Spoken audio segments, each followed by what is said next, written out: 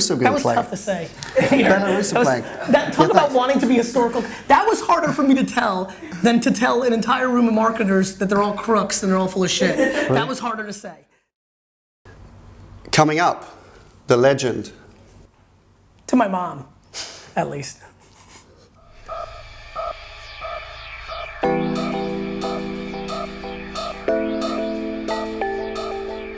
Hi, welcome to IDCOM's Media Snack, episode 17. So this week we're doing a special. The legendary Gary Vaynerchuk has dropped in to say hello. Hello. And what brings you to London, Gary? So I'm on my book tour. I have a book called Ask Gary V, so I'm on tour. We're on the verge of officially opening our London office. Mm-hmm. So I'm rolling with Eric and Raisa and the crew. So taking business meetings. Today's really an all business kind of day, and then tomorrow I have a book event, and yesterday I was in Dublin, and off to Los Angeles, which is a nice little schlep from London on Thursday morning, so just coming through. And you've just been at South by Southwest as well? Yep, just gave a keynote at South by Southwest. That and was when a are lot you of going fun. Home? One day. One day. One day when it's all over. I'll be home Saturday morning, actually Miami, but you know, so with the family. Good, so the family. Yes. Good, so I was in New York a couple of weeks ago, as we talked about on the last episode, and I had the opportunity to go in and meet the team. And so they explained to me, I'd heard of Vayner in the US. I think people understood it as a social shop when you kind of started out. 100%. But I was really impressed with the team that I met there, and obviously the London team that you've got here, because the scope has broadened a lot. And so as a proposition to London and as an agency, what are you bringing here? You know, I think, you know, in our core, we're reverse engineers who care about attention and then trying to tell the proper story to create a result once you have that attention. Yeah. So, you know, I think currently, and you can see with the kind of body language that I bring to this statement, currently we're positioned as a social first digital shop. I mean, at the end of the day, we want to execute strategies and creative execution and paid amplification in places that we think actually help whomever we work with, whether that's a nonprofit trying to raise money, whether that's a sporting team trying to sell tickets, whether that's a beverage trying to sell in vending machines in C-stores and Tesco. We want to help people spend their money in a place that we think is a valuable place to spend their money. Yeah. And there's so many places that we think clients are spending that are not as valuable, whether that be programmatic banner, whether that be television. We think that there's some places and is that just instinctively, or are you analyzing, it's you go in and analyze spend? It's instinctively at first, and then it's normally proven through actual sales. You know, I come from a retail background, so as I've gotten into the agency and creative world, I've found that I have a very big advantage because my instincts are to actually sell something. Yeah. And that helps versus headlines and awards and reporting. Yeah, and just basic media metrics. Yeah, do you know what I mean? Like just buying reach or coverage or pricing or things like that. So you're challenging. People are obsessed with width. Yeah. We don't debate the quality of an impression.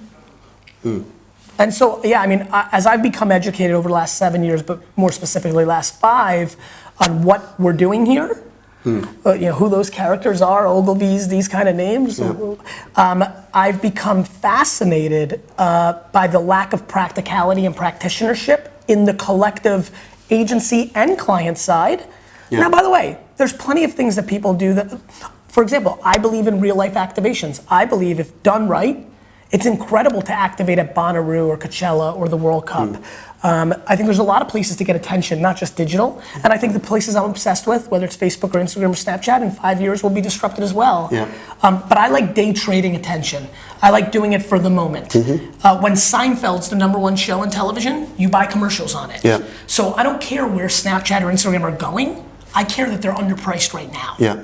And we referred in last week's episode to you as being, as I was saying earlier, as being part of this disruption. Is that something you're very conscious of? Are you talking about the need and the desire for VaynerMedia to be disruptive? Because it is going to disrupt the traditional agency model. Like, you're growing phenomenally fast, expanding internationally. I think when people, I mean, look, I'm thankful that, I was smiling when you said you had heard of us in the US. I was thankful because, outside of a couple of Ad Age references, I've been very quiet. I don't think people really realize the scope of, what 650 employees and $100 million revenue run rate business. We're a big company now, and much bigger than most people in the advertising world think of us or know us as. I've said this a lot. I don't think I'm disruptive. I actually think I'm practical. I think the market is disruptive. I think when you're, for example, we have a lot of clients, and you may as well, and others do, that try to sell to people that are under 25 years old.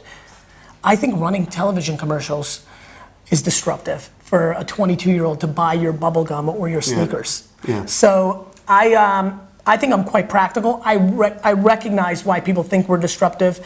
I do think that we have the potential to change the conversation. I do think that we are not passionate about media metrics or awards or headlines the way a lot of our contemporaries are. I have empathy for why people have been, because that's how they get business. That's not how we get business. And we get business in a very funny way. We get business because I get us business from my history of selling stuff and people knowing it intimately, not what they read in a Fast Company. Yeah. And then our results, when we grow Sour Patch's business through the roof, when we grow a lot of our ABI clients' business, when we actually grow our business, most of my business right now is word of mouth of brand managers and CMOs going to other places and desperately wanting to bring us along because we did something. Yeah, and I asked this question to Eric and Jeff and the team in New York. Are the big agencies reacting in a bad way to that? Because you must be stealing. I asked them, where are you taking scope from? Are they reacting? I still think that the big agencies, as you refer to them, are putting us in two buckets. One, that's just little social. It doesn't mean anything. And, that's just Gary. He's one of these bullshit gurus, and there's probably a bunch of interns that he's paying no money to. They just don't look under the hood. Yeah. In the same way that they read headlines on PR Week and make their assumptions on Snapchat and Facebook, I think they're doing the same thing with VaynerMedia. Well, that's good, and that's a nice way to operate. I'd rather be like that. Yeah. I mean, look, that's the market. Underestimated. Then you can over-deliver to the actual clients. If you go look at, it's fun to have Rebecca here, who handles our comms. If you go look at how much has been communicated about me as a human versus the agency in the last 24 months, it's 90% me. I'm surprised because you're so shy. And it's funny. One could say it's narcissistic, it's ego, it's things of that nature. To me, it's been quite calculated. I've enjoyed people being naive and underestimating what we're doing to the market. I have no problem surprising people. Look, if they've been respecting it or if they've been naive to it, it would have been regardless because we're going to execute. We know how to sell stuff. And at the end of the day, the Unilevers and the Proctors and the Cokes and the Pepsis and the BMWs, they care about selling at the end of the day, somewhere. Maybe not your brand manager, maybe not the CMO that needs a headline to get the next CMO job, but somewhere, somebody cares. And the ironic thing is, usually somebody that's important. Yeah. That sounds good. Yeah. So Vayner coming in July. Yes.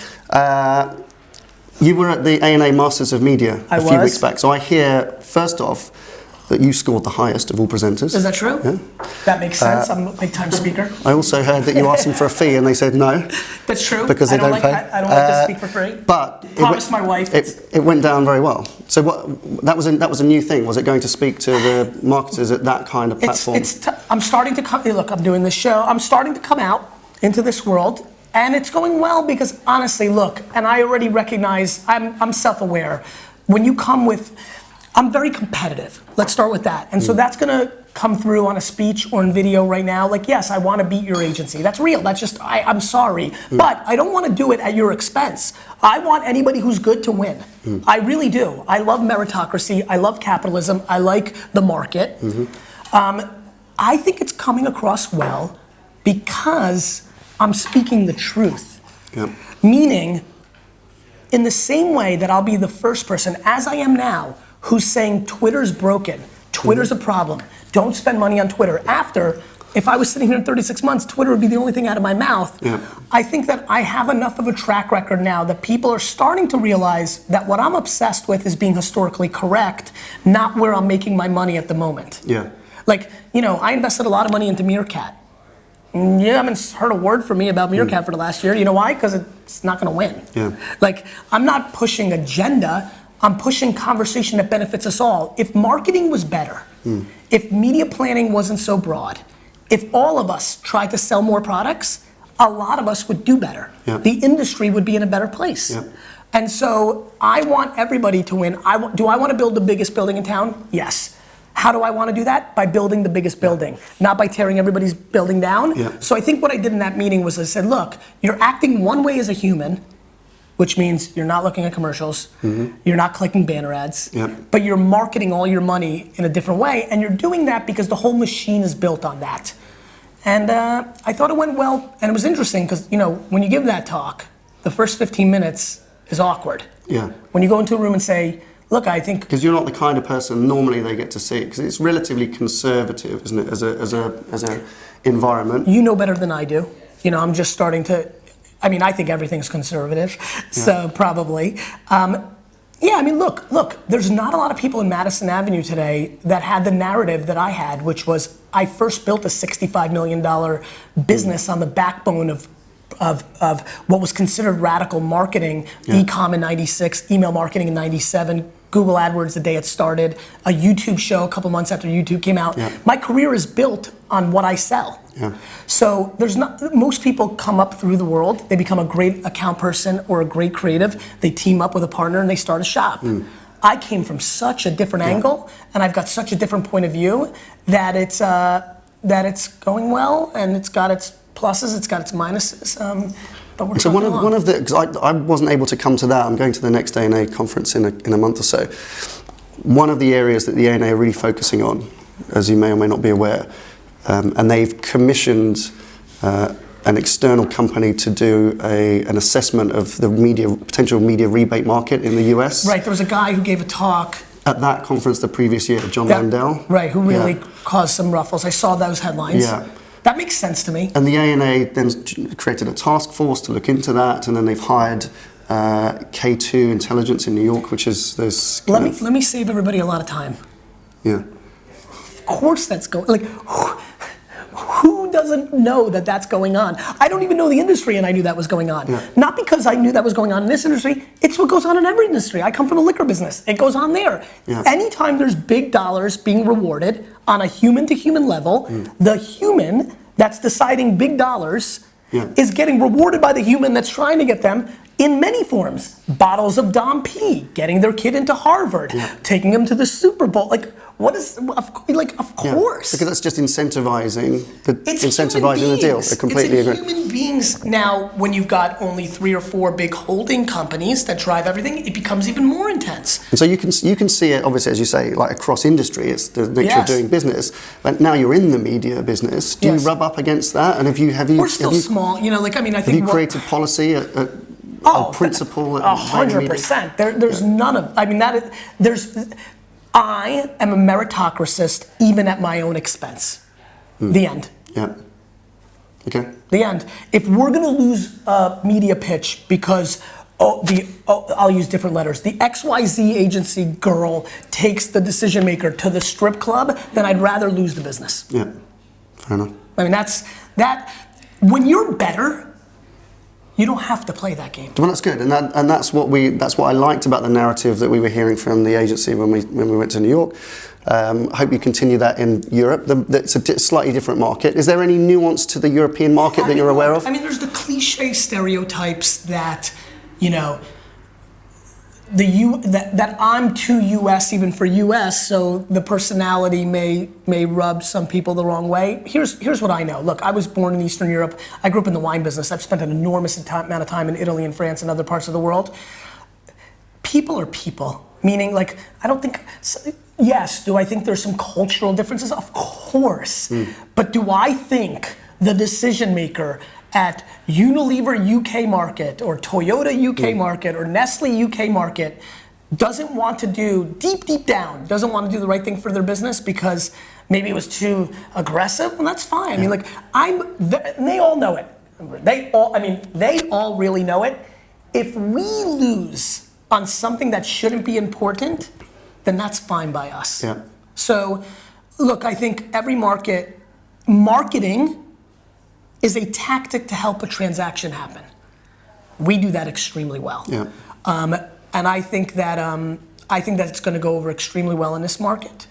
I'll tell you what really is most fascinating to me about the London and general kind of Western Europe market. Yeah. There's a stunning lack of respect for how well modern digital is doing in this market.